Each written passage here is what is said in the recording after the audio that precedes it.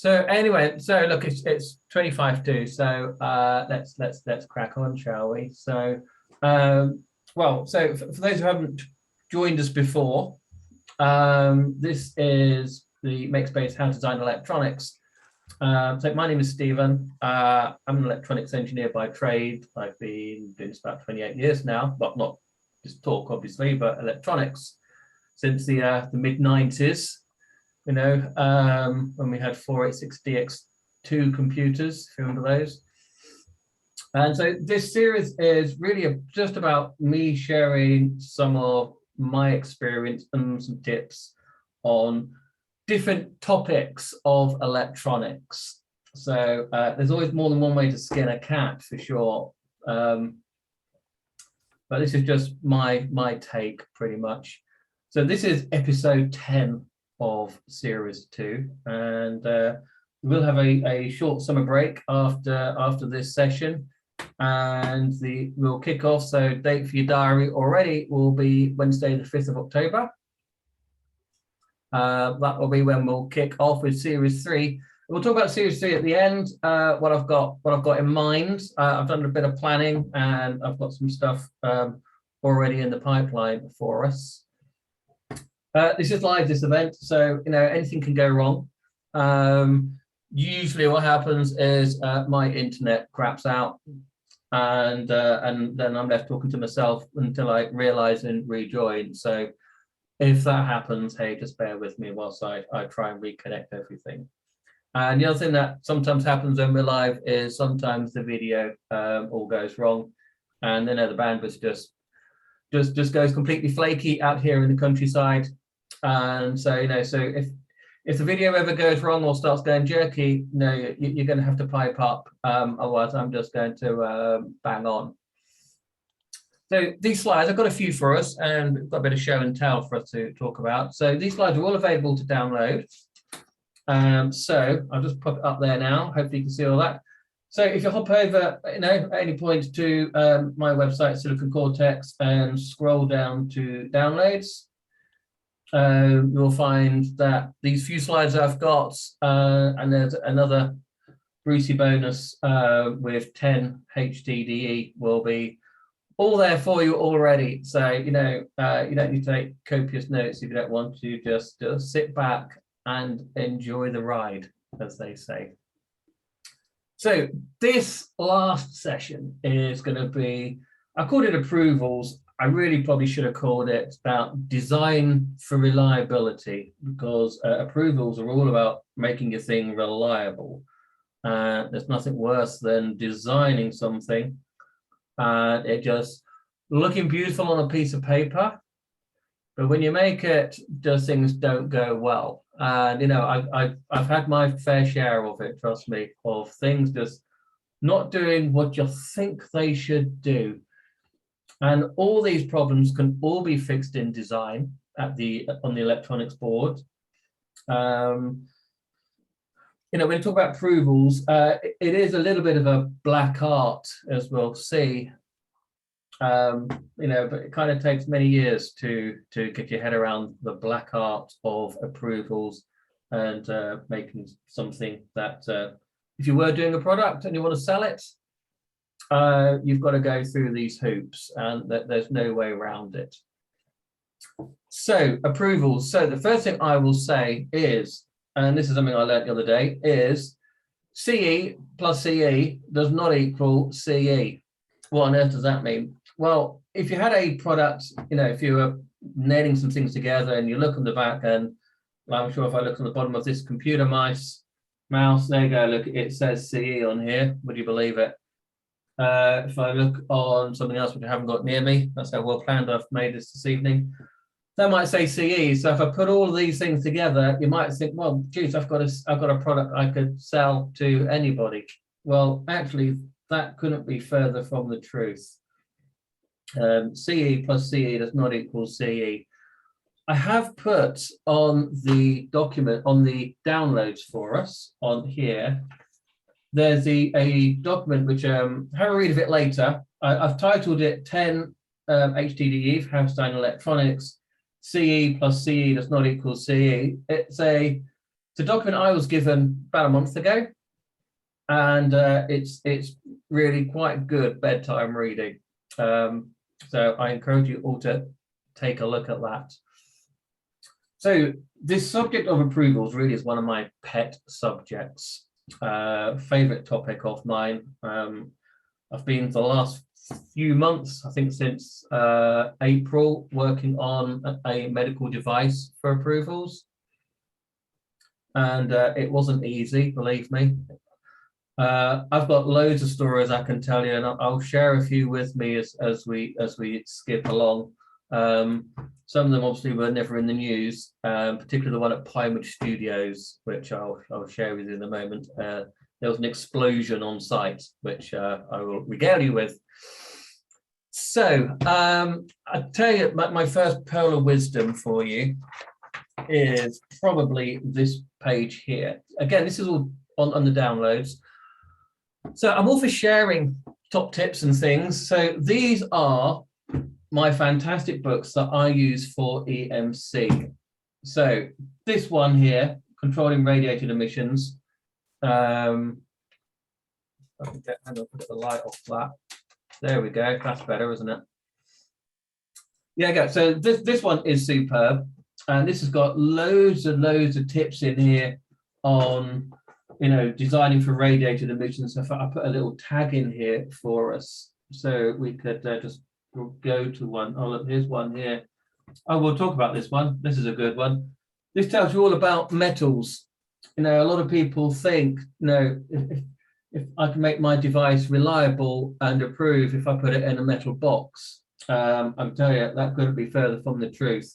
Metal boxes do not solve EMC problems for approvals. But we'll have a look at this in a few minutes. But this tells you all about different. This is copper. So everybody can read that. It says copper, aluminium, zinc, steel, nickel, how thick the material is, and what sort of frequencies it might or might not stop. So there's all fantastic stuff in this book here. So we'll probably come back to that. That's a brilliant book. Recommend that to anybody. I got this off Amazon. I think it was about 30 quid. Recommend that. This is my other Bible. This is now out of print, so this is all downloaded. You don't have to worry about writing things down. You can just grab these details. This is what's written on the back, these numbers.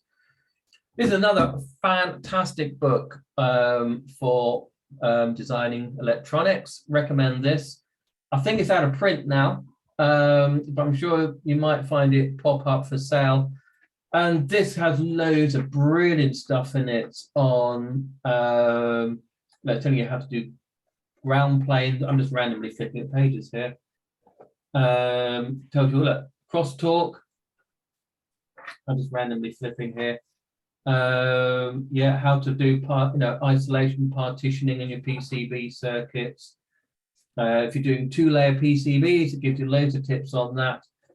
So I find this book's pretty indispensable for top tips. Recommend that. Really nice book. And then the other book, which is said to be the EMC Bible by a lot of people. It's quite old now. It's a pity they haven't done a more recent version because there are a few out of date.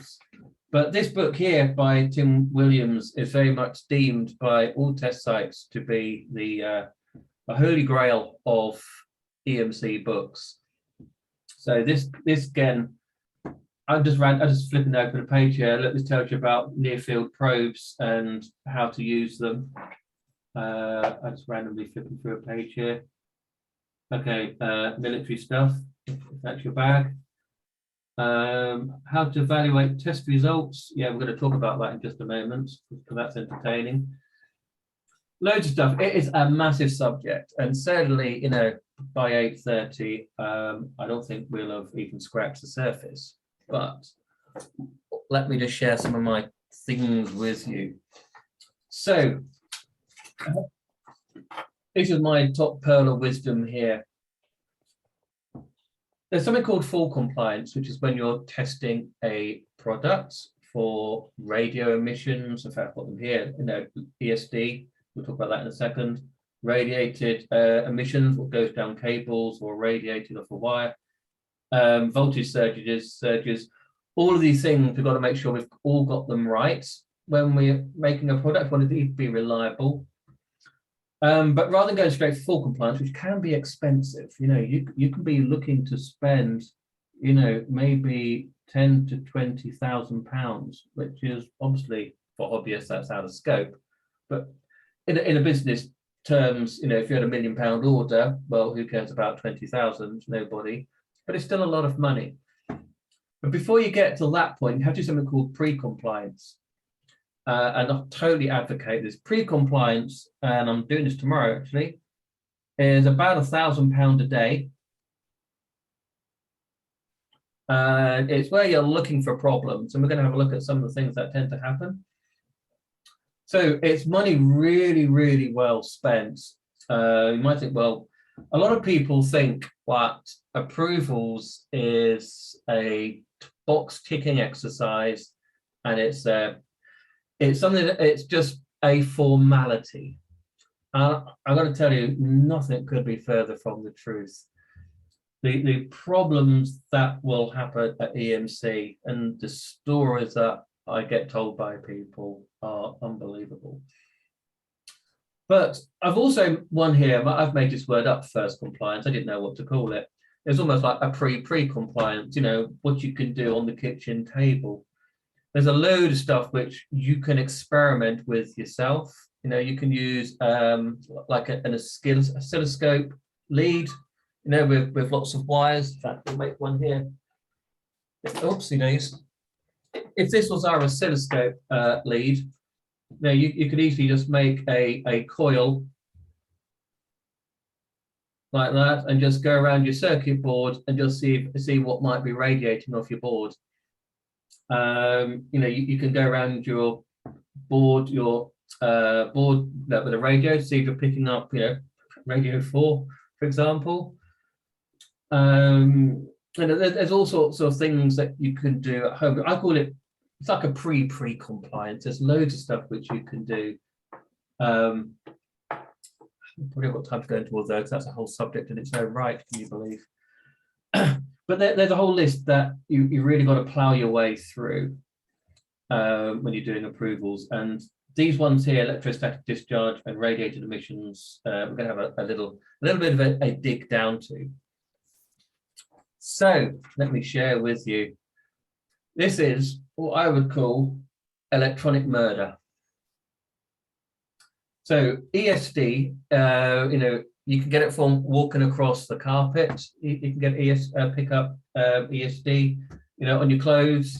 I'm sure you've all touched something that's earth and you've got just a little bit of a zap. So, so you could be talking, 10,000 volts plus built up on yourself, very low current. But if you discharge that into your electronics, you can do, this is a chip. Don't ask me what it is. But this here is zoomed in here. This is it zoomed in using an electron microscope. This is the sort of damage that you can do to your electronics.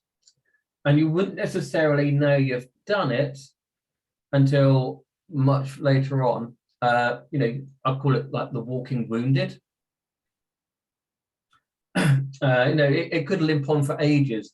I once, remember the days of Maplin, I got sent some chips. It was a 555 timer from Maplin, and they sent it. I just grabbed this out of my box. They sent it to me in one of these plastic bags.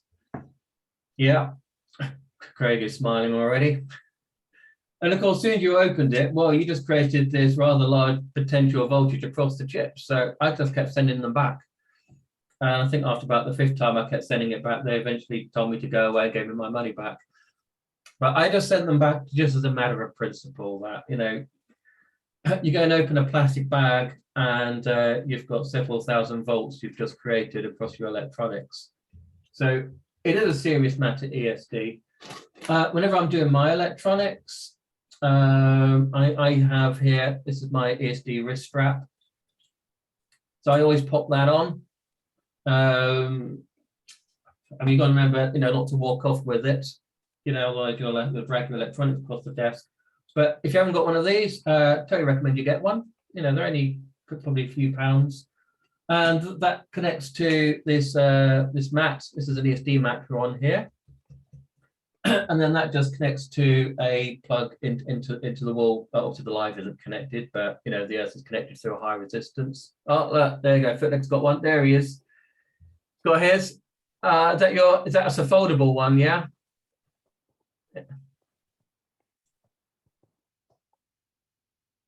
Okay, so everyone's going to have to lip read what Footleg is saying.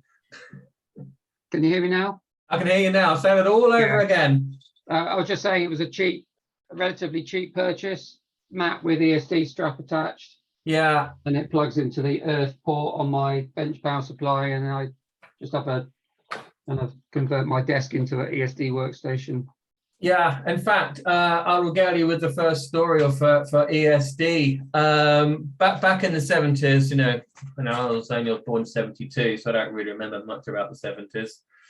But the Sinclair radionics, which was up at St. Ives, they had the black watch. If you do a bit of digging on the internet, that was plagued with ESD problems. In fact, I think it very nearly killed Sir Clive Sinclair's company back in the day. And I think it was rumored that there were more black watches sent back for repair because of ESD than what they originally made.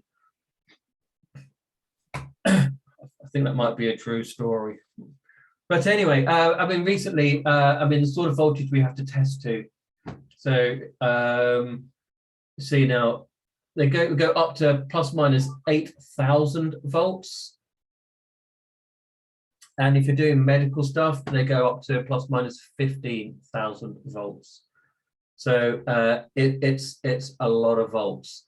And the electronics have got to be able to handle it, because you don't want that getting into your board and doing this sort of damage. So how do you handle it? Well, not too hard, really. I use these things here, these Baristas. These are pence each. You can find these from Farnell. This is just a screen grab of a data sheet. You know, they come in different packages. These says is 0402 and 0603. It's rated for the IEC 61000. That's where this is the ESD standard. I'm sure how well you can read that. I'll just write it a bit bigger. This is the ESD standard that you test if you ever go for doing some testing. So I put these things on anything that's a port that you can get your fingers at. That's where I would always put these on the board. When you buy demo boards, or Arduinos, Raspberry Pis, and all these others, obviously they don't add them because, well, it adds cost and they're just trying to promote something. But if you're making a proper product, you've really got to do some work with ESD. Interestingly, we've been doing some work on the other part of ESD, of course, is surge, which can come down the mains from power supplies. So an ESD zap is something like 60 nanoseconds, whereas a surge, which is up to 2000 volts, they apply on the mains when you're testing, that's 60 microseconds, so a times 1000 increase. And I found that some companies are trying to use these ESD to try and protect against surge, and it's really not a very good idea, because these just aren't designed to sustain 6,000 1,000 time duration of a high voltage. They're really just for short bursts. So there are devices, MOVs, metal oxide varistors, you can use for surge, which is the other part of ESD testing, if you like, its counterpart. Interestingly, we've been working, so this medical product we took apart the medical product, and none of them had surge arresters in. They were actually relying on the regulated chip varistor, the ESD varistor, to try and protect against surge, and that's just not how you do it. Curiously, two of the power supplies we took apart last week, we did this at MakeSpace, we took two apart. Two that had the UL approval had the space to fit a surge arrestor for mains transients, but they decided, I guess, post-production to not fit them. which I thought was just a little bit naughty. You know, the space was on the board and even the word MOV, so they really should have had some circuit protection. But they decided not to. They fused it, so it's clearly safe. But when you're designing stuff, you've got to be able to handle all of these problems. As I say, they decided to take it off. Right, okay, let's move on, shall we? It's always a whirlwind talk. Right, radio emissions, this is always a favorite one. This is the one where most people spend most of their time at EMC and approvals. So all equipment emits radio waves. And there's two levels. What's called Class A, which is this red line. You have to be below. And there's Class B, which is this blue line. And the difference which line you're below depends on your application. So if we're doing, let's see, I think it's domestic equipment and light industrial, it's going to be the blue line. And or medical, it's going to be no, medical is the other way around, isn't it? Domestic, sorry, yeah, domestic, medical, light industrial is going to be the red line. Sorry, I got that wrong. Let's put on here. This is domestic. Yeah, and industrial products. You know, if you're going into a factory, tend to be the blue line. And you've got to be below this line. Ideally, this is measured in dB microvolts per meter. Don't ask me how they came up with these limits. I have no idea. But they do go from 30 megahertz all the way up to 1 gigahertz. If you've got Bluetooth, they're going to go up to 6 gigahertz. Because Bluetooth is 2.4 gig. And of course, that's greater than 1 gig. So if you've got anything with wireless in, you're going to have to go to even higher radio emission testing. It's a whole world. I was going to show you some bits on things you can do if you've got any problems. For me, whenever I'm designing, I would try and have a comfortable 10 dB below whichever limit I'm working on. If you can be 10 dB below, yeah, that's probably less than 10 dB, it's be 7. If you can be 10 dB below, then you've got a good degree of comfort in your design. If you're just bouncing along just below the limit, say between 1 to 3 dB, when you retest, maybe you'll be on the wrong side of the fence, and that's not a good place to be. So things you can do, and I've got out my box of toys here. So I thought we could just have a look at them. Right, okay, this is one thing I've got. This is part of my EMC kit. This is copper tape. This thing is like absolute razor blades. So if you're ever using copper tape, the trick, let's tear a bit off here. The trick with copper tape, we'll put it on the mouse, is if you're trying to cover something up, say a gap, don't run it around, try and rub it down with your fingers, because this is like a knife edge. What you do is you use a bit of paper, your backing, and use that to rub it down to make your contact. Yeah. Otherwise, you will lacerate your fingers, and everyone does that once. So it's just like drawing a knife across your finger. So, and I guarantee it will hurt. So I use this stuff at EMC to try and find plug holes up. So what you do is you tend to wrap the whole thing in Baco foil, and it is Baco foil, and then you start unwrapping it little by little to try and work out where the emission's coming from. And there's all sorts of things. I'm just going to grab some of the things here which I've got in my arsenal of EMC stuff here. So we might be playing with this tomorrow. Actually, I'm off to do some EMC stuff tomorrow. So this is a conductive. It's like a shield for cabling. So no, it's like a sleeve. So you could, if you've got cables, the undoing of everything when you get to EMC and approvals. So here's a shield. You could just wrap Baco foil around. So here's another one. So just like a Kit Kat wrapper, pretty much. So fancy materials, yeah, okay. There are other things. Just go to my box of bits here and I'll put them under the camera. Okay, these are some samples of some alleged radio absorbing material. It's sticking plaster stuff. Apparently this will absorb some RF. Yeah, maybe. And I've got some others here, I assume. Oops. I've got some other alleged RF absorbing, so there's probably some ferros in here. Some stickers allegedly meant to be good at absorbing stopping radio waves. There are, I'm just grabbing them all out here, gaskets. So, if you've got two bits of metal, like, so I've got a metal box here, what are the chances of that? So you think, okay, if I do that, I've got a metal box, nothing will get out. Actually, it'll probably come out straight through this gap, or it'll go straight into the gap. So, as well as radio emissions, there's also got to be immune as well. So you mustn't be susceptible to radio.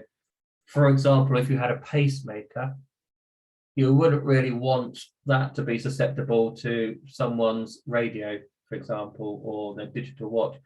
Or the one they worry about in America, it's the one I had a lot of trouble with at EMC last few weeks, was they were worried about RFID scanners.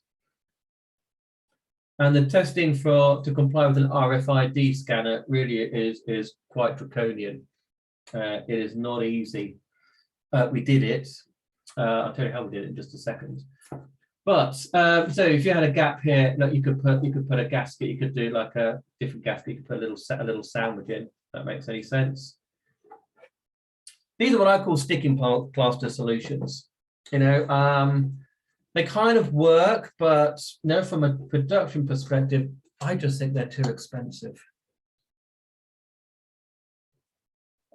Just having a commercial break there. Right, what else do we do? Pop these all back here. I've just collected these as samples over the years. Oh, there's another one here. So this is like a wrap, like a bandage wrap almost. You could wrap around if you had some emission problems. So it's not a bad way of finding out if you can stop something. But would I really want to be wrapping this, for example, this metallic braid as a solution to an EMC, to get my approvals? The answer is probably not. Just be ridiculous. The other thing, which I will share with you, is, so I've got them here, and you'll see these things everywhere. Get some out for us. Are ferrite clamps. You've probably seen these on things. So you've probably seen these split ferrites on things. So I've got one out here. So you often see them, these bulbous things. These are just ferrite beads. And what you can do, you get some of these here. This is something which I found by doing some experiments recently. You can just clamp them round. So, oops, that wouldn't be too bad.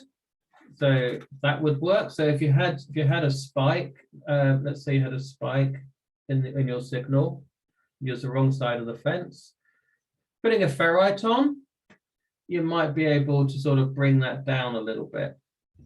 So it's a sticking plaster solution. What I have found, there's a few interesting things here.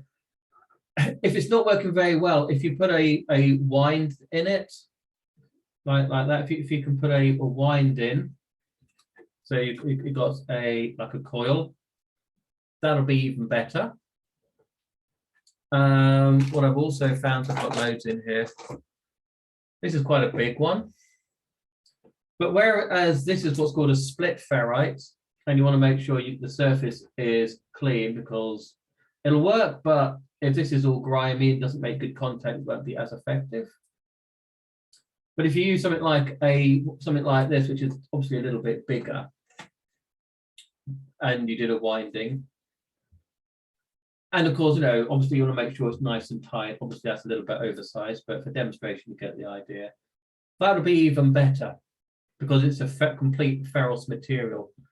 And I recently found in a product I was working on, Let's get one out here. This is a word to the wise. So this big chunky thing, yep,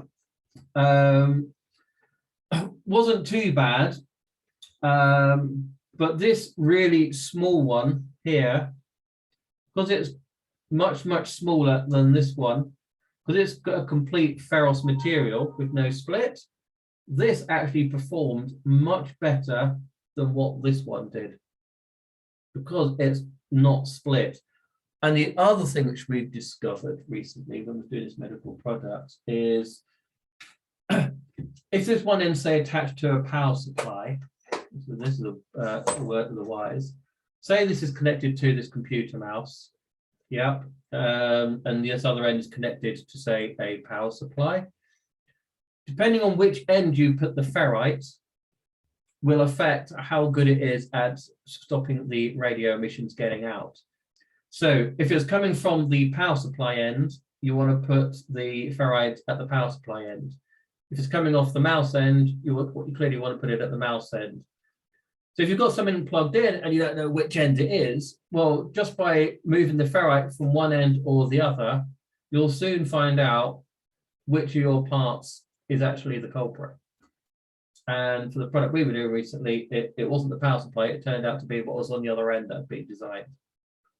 So there's a top tip. The other thing is with these things is that the closer you can get the ferrite to the source, the better it will be. So with something like one of these, for example, you're quite a distance. This is what, about 5 centimeters. So you're quite a distance from the actual source. Whereas if you had something like this, you could get it much closer. So it's smaller, it's cheaper. You could probably hide it in the product much better than you could hide that bad thing. And you'll get much better radio suppression than using something like a ferrite, which of course is ugly as well, isn't it? I mean, none of them look good. And I've just put some out here for us. But there's a thumping great one there for a cable. You can get them from ribbon cables.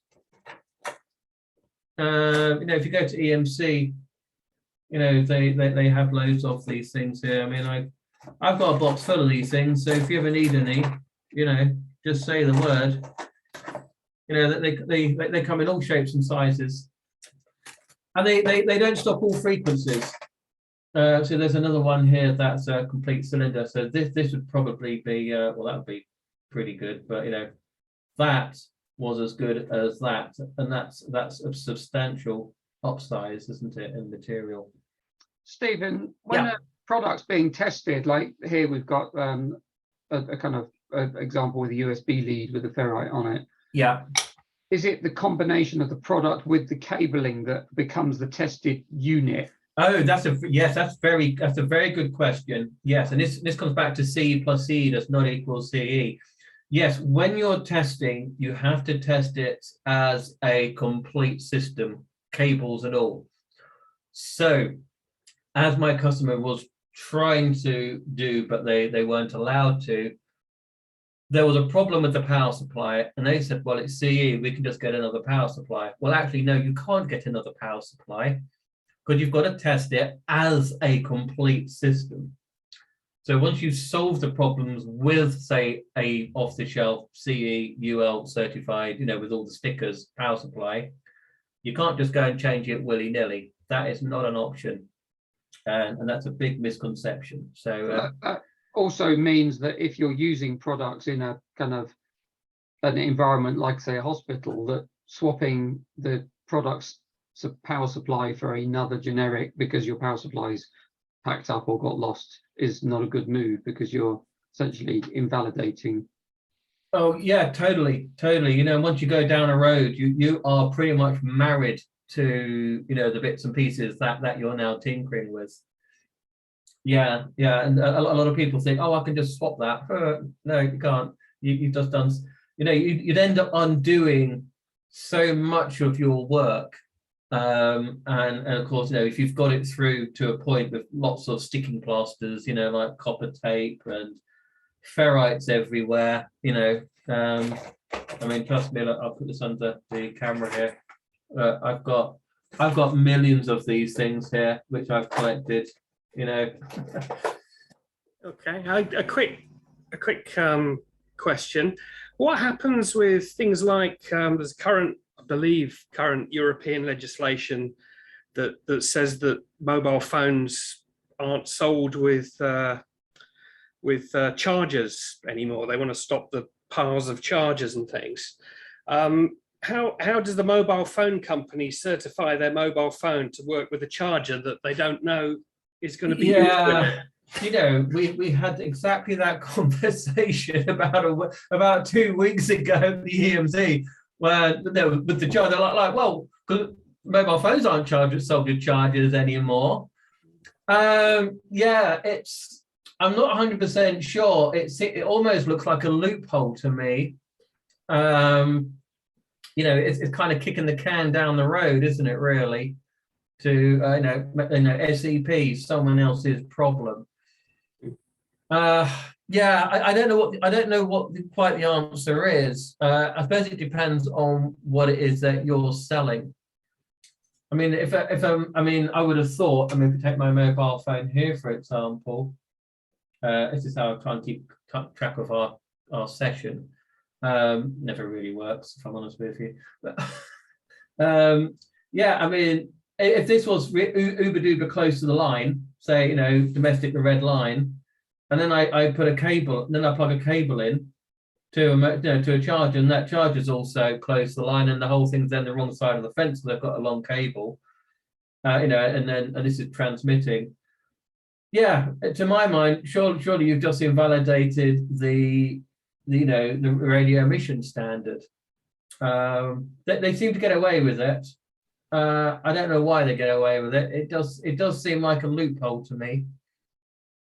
So I haven't got an answer for you, but it's something which we observed and we were discussing. We didn't come up with an answer either, to be honest with you. I guess they can only certify what's in the box that's sold. So if the charger's not in the box, it's well, exactly, SEP, someone else's problem. Yeah. It depends on what you're selling, you know, what you're promoting. Like with the medical product, for example, you know, they were selling the medical product, a wireless charger, you know, on a lead, and then to a power brick, you know, like an AC adapter. And so all of those, that as a complete system had to pass. It then had to pass on surge testing. So I guess if you say I'm not going to supply a charger with this product, then hey, look, I now don't have to do surge testing. So happy days. Yeah. So I'll tell you a story about radio immunity. So that's the other thing, and that's the other side. Everything emits radio waves, and of course there's also then radio immunity. You know, you mustn't be susceptible. And I haven't exactly got a slide on that because I couldn't think of what to do. But I can describe it for you. Why not? So everything has to be immune as well. So what they do is when you're doing immunity, and I can draw it here for us, you have your product, whatever it may be. Yep, in a chamber, equipment under test, EUT. And then above it, they have a radio, and they actually blast it with radio waves from, I think it might be, I think it's 80 megahertz. Yes, it is. I think the frequency was all the way up to, well, if it's a mobile phone, it'll be 6 gigahertz. That's what we have to do. Yep. And it mustn't flinch. So this is the other side of it. So all the measures which you're doing to stop radio emissions, like copper tape and lumps of ferrite everywhere, all the tricks you're doing to stop the radios getting out, you can use those to try and stop the radio getting in. Oh yes, you heard it here first. And again, this comes down to, you know, try to fix things in the design. One of the things that we had to do in this medical product, and I'll just share this with you here in the design. For those who meant to join us for season 1, we did some stuff on op amps. Anyone remembers that? just run an op-amp circuit here for us. Okay, this is actually the circuit that they had. That's V in, and this is V out. Now you think, what can possibly go wrong with that? Well, let me tell you quite a lot. So this is how we had to solve this problem. So this had a radio. I mean, when you're doing domestic equipment like the mobile phone we're just talking about, that's got to be immune to 3 volts per meter. I don't know how they come up with these numbers, but 3 volts per meter has to be immune to. That's pretty low. If you're doing weighing scales for the supermarket or industrial equipment, that's 10 volts per meter. When you're doing medical devices, they have spot frequencies, different specific, just can't remember them all. I think it starts at about 433 megahertz, up to 2.45 gigahertz, I think, or 28 volts per meter. So, you know, it's getting harder and harder.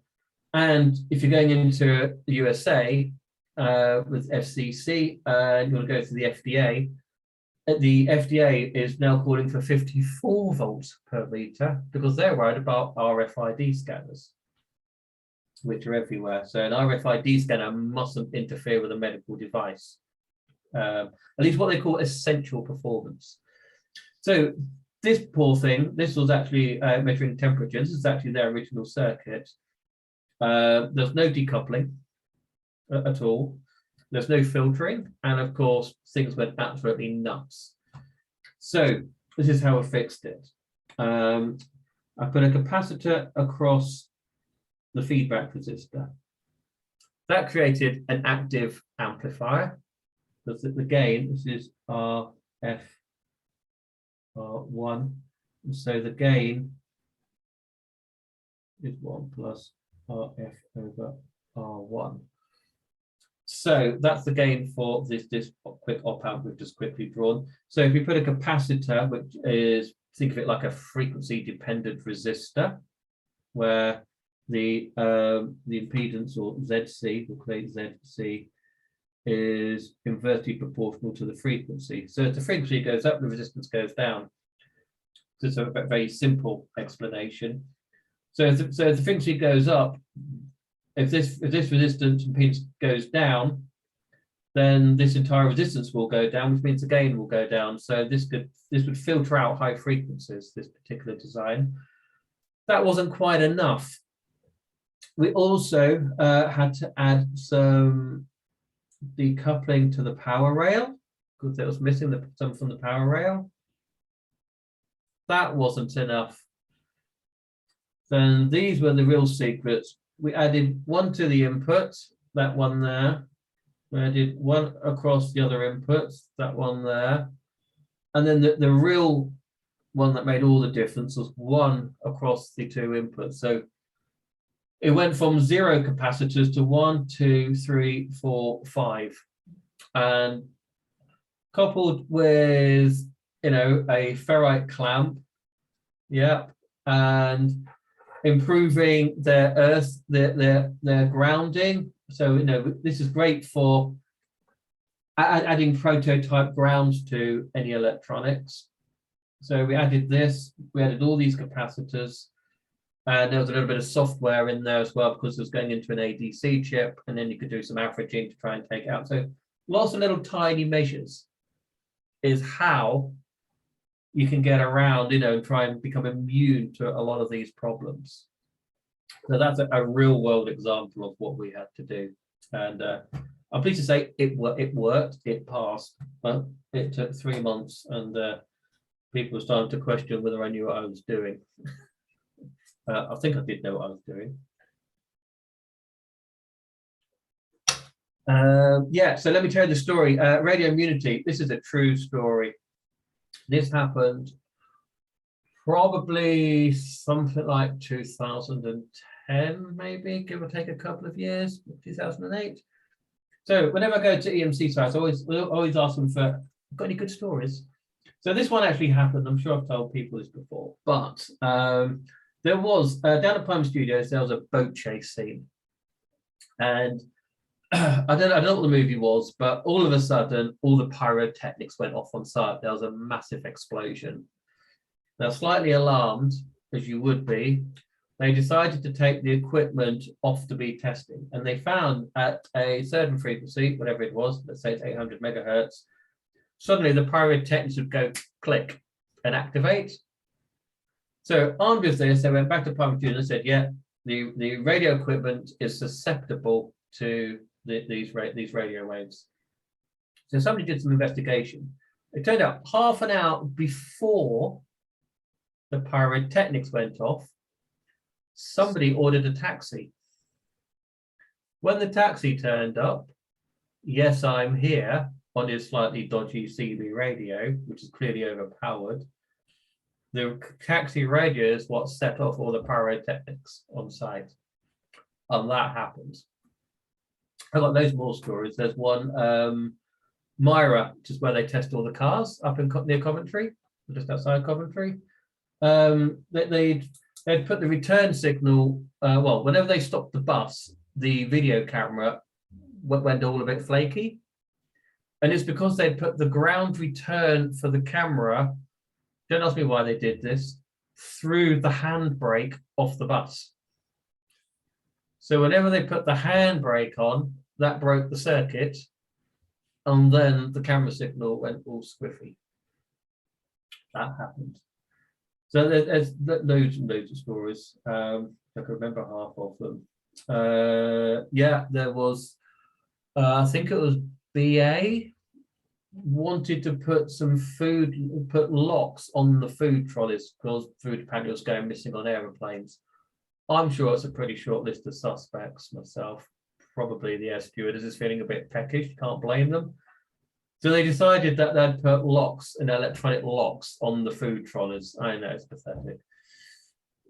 And of course, radio immunity problems. Yeah, obviously, you know, it's not good if you're at 30,000 feet and you can't unlock or lock the food trolley. So yeah, another radio immunity problem.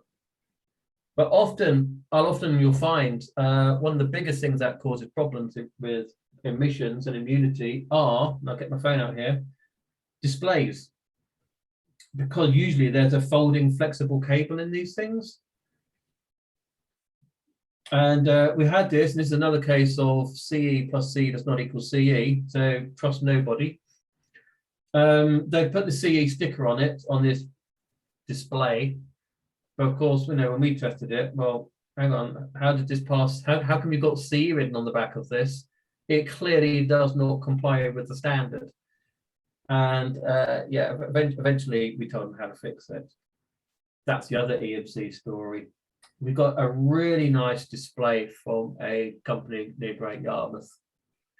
Really nice, like you know, like Denon displays. They look really nice blue displays. And you know, and so we asked them, you know, could you send us the EMC test data? And they sent it all over, and we had a look at it, and it all looked great. So we put it in the product, and we tested it, and of course the whole thing was an absolute box of spanners. So we rang them up, and we said, look, these EMC test results, you sure about this? I went, yeah. We said, well, okay, look, sorry to tell you, but we've tested it in our product now, and we're not getting anything like the results that you told us this thing would emit. Silence, followed by a little while later, and this is what they said: we sent you the results for a similar product. Anyway, I don't think it's polite dinner table conversation what followed. But needless to say, you know, displaying the skip. And I think the moral of the story is trust nobody. You know, whether it's ESD, which is that one there, or emissions. TDK Lambda, there you go, here's another one for you. I always ask people to send me their test results when I'm designing something. You know, I don't mind sending an NDA, because if they've done the work properly, they can't give it to you quick enough, because it's cost them so much time and money, you know, that they want to sell their product. If they ever get a little bit defensive and a bit cagey and just give you some hand waving statement or just can't find it, I guarantee you they haven't done the work. You know, there's no there's no case I've come across in 30 years where they spent 20,000–30,000 pounds on this project, but they just can't find the results. That is not a thing. So say if they've done it, they can't give it to you quick enough. But TDK Lambda gave us their data, and I looked at it and I thought, I think you've done this wrong. So I rang the test house, and this is what a lot of companies do with power supplies. So this is one to watch. And another reason why Footlag, you've got to test the power supply in your product. What companies do, power supply companies, is they will test their product for the most favorable condition. Now, if it's a switch mode power supply, they pretty much all power supplies pretty much now switch mode, they will put the maximum load on, or the minimum resistive load for the maximum current. Now that's when the power supply will have its peak radio, its peak efficiency. If it's got its peak efficiency, it'll have its lowest radio emissions, and that's the data they give you. So if you bought, say, a USB-C charger, which is good for 3 amps, it'll only have the good emissions and immunity for the 3 amps. If your product's only drawing 1 amp, you're rolling off that efficiency curve. And so, believe it or not, the emissions will probably go up. And that's why you've got to test it in your product. And that's why you end up getting married to it until you can sort of, design it out. But yeah, we've just had that problem. And they're already asking me, how can we get rid of the power supply? I went, you've got to redo half the work, guys. Sorry, no choice. But yeah, trust no one. And that's why, coming back here, would we have it? Here somewhere. Probably one of my early ones. There we go. Yeah. What I almost call it like pre-compliance. I call it first compliance. I made that phrase up, to be honest with you. Pre-compliance said that's when you go to a test chamber. No substitute for going to a test chamber. But then the stuff you can do in the kitchen, on your lab bench, what I call first compliance. And obviously, checking the data. And just because they've given the data, I suspect, say, with the power suppliers I was working with recently, I'm beginning to question the validity of the actual data itself. Did they really do what they said they've done? Because there's no surge protection, yet they say it survived 2,000 volts. Well, we tested it for 2,000 volts, and of course it went up in a puff of smoke. So trust no one is the moral of the story. Anyway, there's a few things. It's heading toward 8:30. You've all been listening to ramble. Has anyone got any questions before I wrap up and tell you about season 3? I was just going to ask about the kind of what you can do as a hobbyist at home in this kind of first compliance area. I've heard of people using SDRs, the radio dongles. Are they effective as a way of kind of scanning for emissions? Yeah, that's what I started with, one of those digital radio SDR things. Yeah. The only thing I'd say with those SDRs, of course, is that you're scanning a very narrow band at a time, aren't you? So you can't see the full 30 meg to 1 gigahertz in one go. But yeah, they're a really good way of have I got a potential problem or not? Cables are the undoing of everything for radio emissions and immunity approvals. If you want your product to fail, always put a cable on it. Guaranteed, it'll screw everything up. And of course, you could easily, those SDRs, you could easily wrap this around the antenna, the cable, and I'm just doing here. I'm doing it off camera. I don't know why. You could easily wrap it around just so have I got? It's just giving you an indication, isn't it, as to whether or not you potentially got a problem. You won't know for sure until you go, but what I've done in the past is, you go to EMC, you spend your £1,000, you work like a Trojan all day getting your money's worth. And then you can come back and use something like your SDR, and that'll give you a reference that you can then map to what you saw in the chamber. And then maybe you could do a little bit of work and see with your SDR, yeah, can I bring that down? I say nothing beats going to a chamber, but yeah. So as a hobbyist, yeah, I mean, the other things which we looked at last time, and I haven't got the slide here, but it is online. If you look at debugging, there is, I think, something like a £60–70 RF scanner you can buy off Amazon. So, which I think is pretty cheap. I mean, my scanner, the battery is dead, but so my scanner, I can put it under the camera here. So this is my one. So this will go up to 30 to 1 gig. I know these things now cost about nearly 10K, which is a bit expensive. I didn't spend that. I got about half of that off eBay. I think the battery is stuffed, but it doesn't do it unless it's plugged in. It takes a while to boot as well. You know, so I wonder if there's some halfway house for a kind of hobbyist that we could get as part of the MateSpace kit. Yeah, I've been thinking about something, you know, which maybe, you know, maybe something like that £60 one, for example. You know, which when I was last at the EMC test site, they gave that. In fact, let me just grab. Hang on a second, people.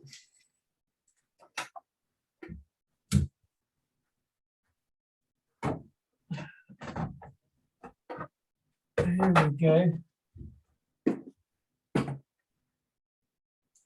There we go, I'm back. So those scanners, and I showed this last time, so I think it might be videoed.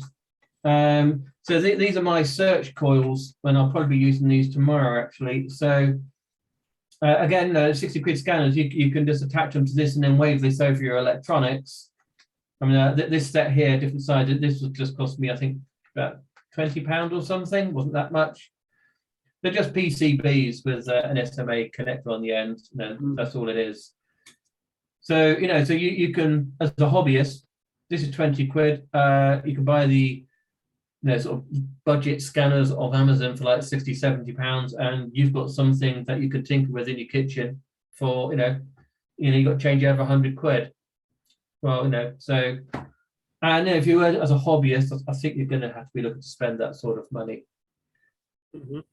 But it's, you know, nothing beats fixing the problem in the design. You know, a 1 penny capacitor in the right place on your board will make all the difference.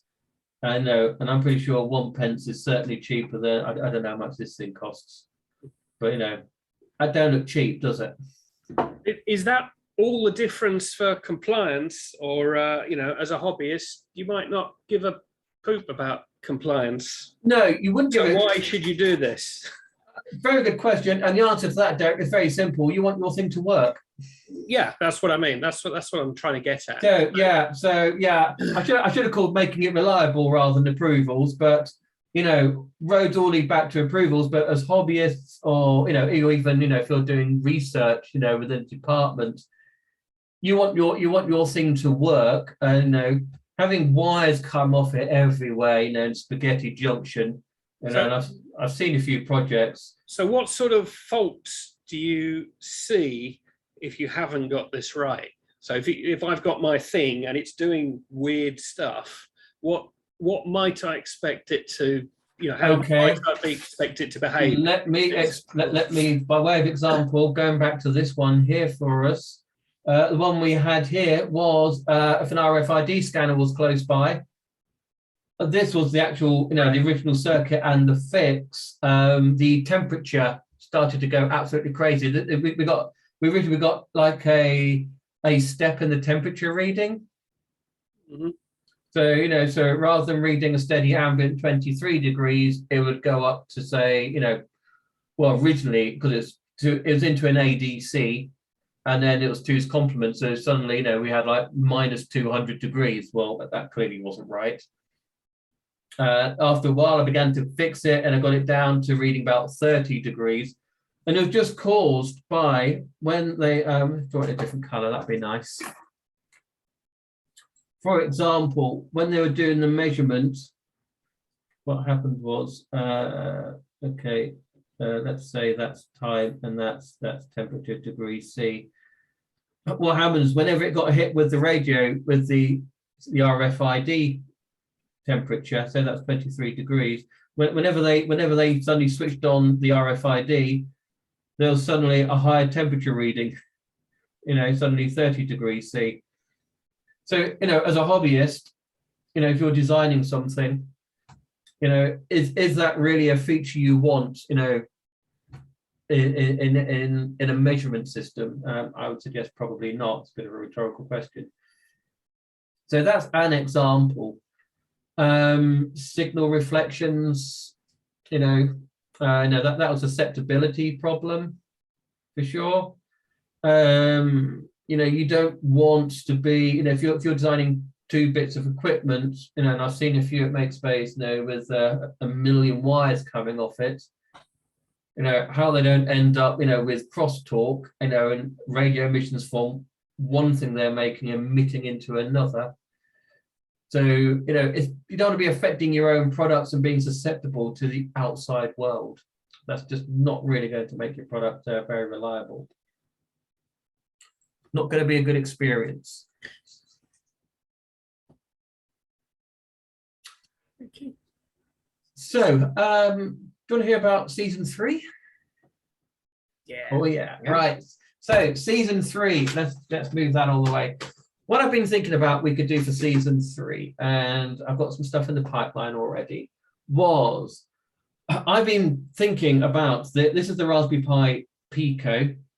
You can buy it in Cambridge, and for all good stockists for something like £3. It's uber duper cheap.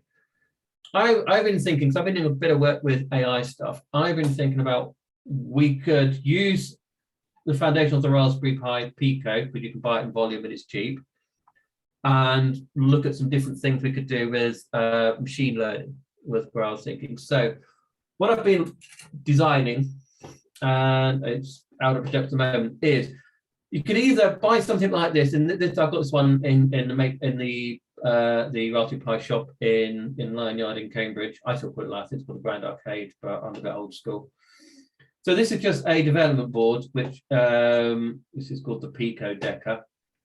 So, and then they essentially you can plug in your Raspberry Pi Pico, and then you can plug in various different modules. So I was thinking what we could do was, and I've got 5 of these coming back, and the designs will all be available to download. So so if you want to make anything, use any of the designs or the circuits, it'll all be there as open source, as a freebie. I've designed a little like motherboard, something like this. This has got 4. I've made one with 7. And the only issue I'd say with this one here is this pitch here between the pins each side of the device is a multiple of 2.54, which is very handy. But the pitch between adjacent units is, I think, 10 millimeters, which is not a multiple of 2.54. So they've slightly dropped the spanner there. Yeah. So what I've designed, I've made it with 7 of these and a header on the end. So I've been thinking about it. So you can actually make, rather than just being tied to this particular size, which is quite small, you can't get a lot on that. You can actually bridge, and have something much bigger. So I put a little bit of thought into it, and I was thinking, we could look at vibration, a bit of machine learning code, and the electronics. We could do temperature, we could do proximity, and just some of the very simple maths, and it is just maths at the end of the day, machine learning. It's just, it's just like, for the uninitiated who think, what's going on. If you remember from school, y equals mx plus c, curves as a straight line. So in machine learning, you might be continually evaluating the c and the m, and different ways that you can do that. My cat's come to say hello. Hello. we were on the computer. You'd have to wait. So I think we could look at, temperature, we could look at vibration, we could look at some analog code processing, to do like frequency analysis, which is might be a bit tricky to do, because these processors, they're just an M0, it's a dual M0 plus. So they're not very powerful, but there's a reasonable amount of memory, and you could do everything in Python, MicroPython, if you want to. I think if you look on the Raspberry Pi website, I think they have a C compiler if you want to do it in C. I was going to suggest we did it in Python because it's probably easier to do the maths, and some of the number crunching. Might not be very memory efficient, but I think we'll just take that one on the nose. We can look at like getting the data off, and storing it. And how I do the stuff at the moment, I'm doing a lot of machine learning, is I do a lot of it, the mathematics. I'll actually do a lot of it, almost in Excel, and then after got it working in Excel, I can then put it into a little bit of like Python code, and then load it onto the chip. And I've recently been looking at vision. I don't know how well that would work, but if you treat yourself into the Raspberry Pi shop or the Hut website, they've got thermal and visual cameras that will work with this tiny Pico. I don't know how good they are. I don't know if it's really slow. Maybe it's just for taking stills. I have no idea. I'm just starting to look at that. I think that the thermal cameras are pretty low resolution. Yeah, it was. I've seen some nice projects people have done where they've used a kind of a normal camera in conjunction with a thermal camera. Yeah. So they use the thermal data to color the high resolution image, and that's surprisingly effective. Yeah. Well, what I've done as well, I mean, on that note, because I am aware, obviously, it makes space, but there is the Raspberry Pi group, isn't there? I think they meet on a Tuesday. So, I don't want to tread on their toes, and I don't want to overlap with anything, or repeat anything that they're doing. I don't think you will. I attend the Tuesday most nights, and it's usually just kind of a few people that turn up and are interested in kind of help with their kind of getting started. Because what I have designed, again, it's not back yet, but I've designed a tiny breakout board. No, hang on, let's take the lid off. We can see it a bit better, can't we? Yeah, so I have designed a small board that sits on the that sits on here on this header, and that you can then plug in the same cameras that you can plug into the Pico. So maybe if you're trying to do a bit of number crunching, you want to see things quickly on the screen. Maybe, and I'm still tinkering with this. I've got the summer to play with it, but I think that the vision stuff might come maybe next year, and maybe October through to December. We can maybe concentrate on maybe just the fundamentals, of a platform that you can either go into town and buy, or the designs which I've done. I think I sent it off for JLC PCB, and this board here is just 5 of these have just cost me 20 quid. Nothing, is it really? And these little ones here, 2-layer boards, for the vibration, that's cost just 3 quid. So there's the PCBs are uber cheap, and saying I thought all the designs will be downloadable, all open source. Just help yourself to it all. So I'll probably start to put some of that up over the next couple of months, just as, and maybe those people who have signed up to any of these talks we've been doing, season 1, season 2, we'll get an email that what's available, and you can grab it. And then if you want to join in on season 3, which I hope you will, fingers crossed it all works. Who knows? It might all go wrong. I don't know. Well, I certainly look forward to it. Sounds like a fantastic idea. Thank you. Yeah, well, and then season 4.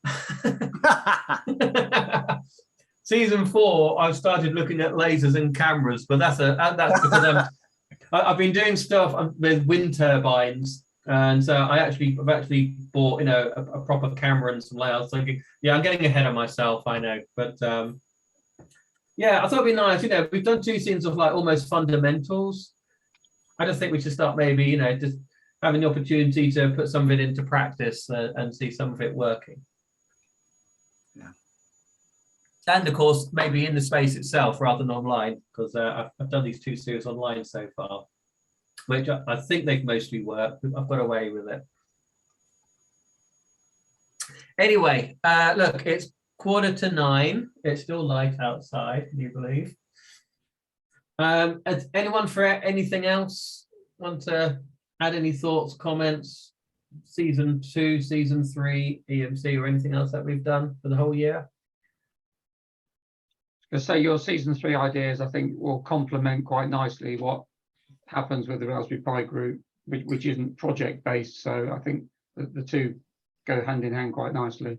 Right. Okay. Well, fingers crossed. When you're doing things live and experiments, yeah, it's anything can happen, can't it? And sometimes it goes to plan, and sometimes it just doesn't. Anyway, everybody, thank you for your attention, and obviously for joining me for season 1 and season 2. So season 3 starts the 6th. I've written it down somewhere. 5th, Wednesday the 5th of October. There you go. Put it in your diary now. First Wednesday of every month, starting the 5th of October at 7:30 in the evening. Be there or be square, eh? Look forward to it. All right. Thank you ever so much. Okay, my pleasure. Time to sign off and go and put the kettle on, yeah? Take care. Okay then. Thank you, everybody. Bye.